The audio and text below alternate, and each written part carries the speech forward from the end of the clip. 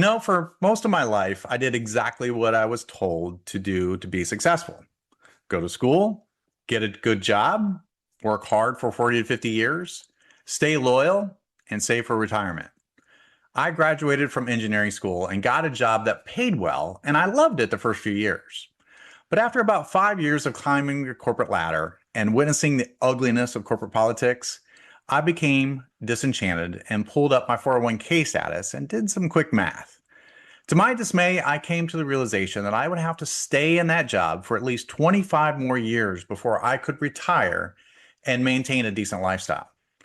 By the way, that was before I understood how inflation would extend that time frame significantly. So I began looking at my options to shorten that time frame to retirement. And today, I want to tell you the story of how I finally escaped corporate America, what I learned along the way, and why I believe anyone can begin designing and building more control over their future. I spent a total of 23 years at my corporate job, 23 years of an alarm clock, a commute to the office, those endless meetings that accomplished nothing, an email inbox that took hours to clear, conference calls, deadlines, and then I get up and do it all again the next day. Does that sound familiar to you? And there was nothing necessarily wrong with the job itself. I mean, the people were good, the paycheck, that was really good. The benefits were good. But every year started to look exactly like the year before. And I began asking myself, what else can I do to jump ahead to the part of my life where it's about me and my family and not about sacrificing my time for the paycheck? Because the truth is, most of us aren't paid for our value. We are paid for our presence. If we stop showing up, the paycheck stops. Imagine that. And the realization that there has to be a better way, that changed everything.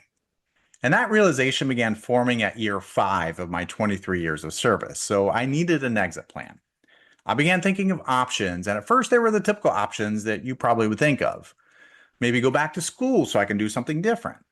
And it's probably not a good option because that may be put me in the exact same position, just somewhere else. Plus, I didn't want any more student loans than I already had.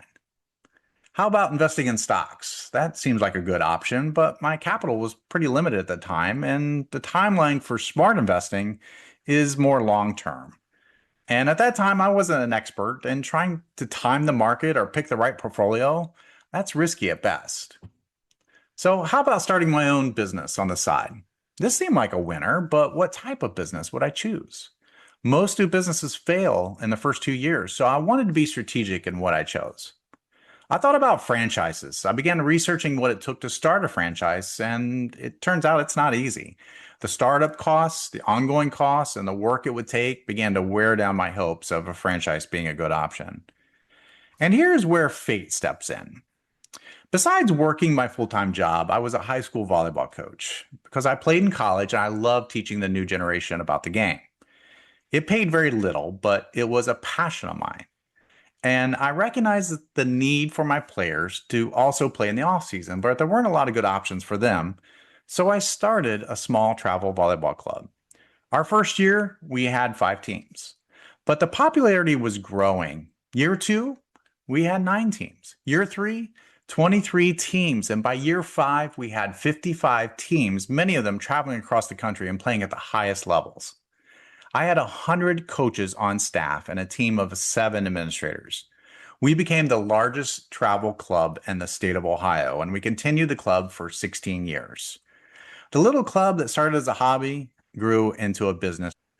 Did I finally find my exit plan? Not exactly.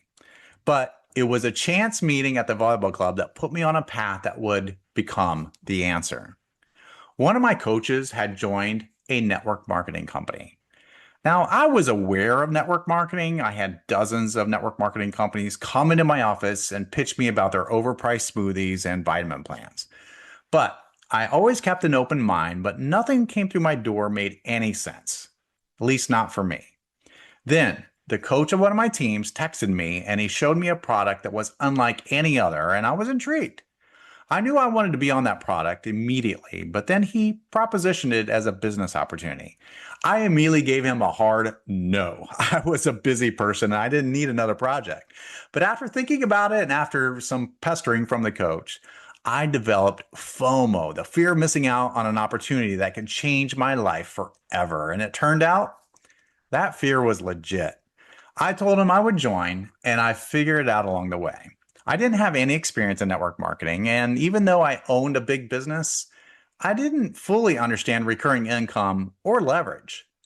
But after a year or so, it was network marketing that showed me that I could have both money and time. And I finally saw the vision and the vehicle that would become my exit plan. Like most people, I fumbled around for about a year or so with my network marketing business. Then I met some successful people who become my mentors. And I began to focus on proper business behaviors. And within 2 to 3 years, my commission checks grew from over $100 a month to tens of thousands of dollars a month. That is about the time I get the call from my job. My boss called me one Tuesday afternoon. Every year, our company trims about 10% of its workforce, and I was on a small team of 10 people. And my boss was worried because he had to pick someone to let go, but who? Everyone was a good worker and everyone needed the job, except me. He knew that I had a successful business on the side, and he asked if I'd be willing to be the one he let go. And I said, yes. Soon after that conversation, I spent my last day in the office, and I haven't had a job working for someone else since. And I ended up selling that volleyball club to a corporation a few years back to free up even more of my time.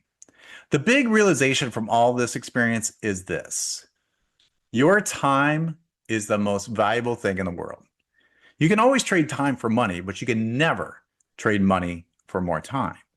And I became a hawkish protector of my time. And I decided from then on out who would deserve my time and who would not. Now, here's the important part. I didn't quit my job because I hated it. I quit because I built options. There's too many people that think freedom comes from one giant leap. For me, it came from small steps and was from a completely unexpected source concealed inside a network marketing opportunity of all things. It was there that I began learning about income producing assets. I learned about cash flow. I learned about the difference between linear income and leveraged income. Linear income says I work, therefore I get paid. Leveraged income says I built something that continues to pay me. Now, nothing happened overnight. There was no lottery ticket. There was just an open mind followed by consistent, simple behaviors. It took years before I decided to walk away from corporate America. And honestly, it was both exciting and a little terrifying. Because when you've done something for over 2 decades, your job becomes part of your identity. People ask, what do you do? And your answer always has been your job title. Suddenly, I had to answer some different questions. Who am I without the job? What I discovered was this: I wasn't leaving security, I was choosing freedom. I wasn't retiring, I was redesigning my life. And that distinction is very important. There are a few lessons I wish someone had taught me a little earlier. Number one, time is the real currency. Money is important, but money without time isn't freedom. If your entire life is spent waiting for weekends and vacations, something needs to change. Lesson number two, you don't need to escape overnight. You just need to start. Have an open mind, because the answer you're looking for might come disguised as something looking like, I don't know, a network marketing opportunity. And network marketing was the vehicle for me to create an additional income stream. Then, like anything else, learn and build some new skills. Lesson number three, your employer is not your retirement plan. Companies make business decisions. You have to make life decisions. Take ownership of your future. Lesson number four, freedom is built before it's needed. Most people wait until they're burned out, or they wait until the layoffs happen. They wait until they're miserable. Build your options while you still have a paycheck. I often use the phrase, dig the well before you're thirsty. Lesson number five, success isn't just money. Success is having lunch with your family on weekdays. Success is attending your child's events, and I mean all of them. Success is taking a random Tuesday afternoon to play golf.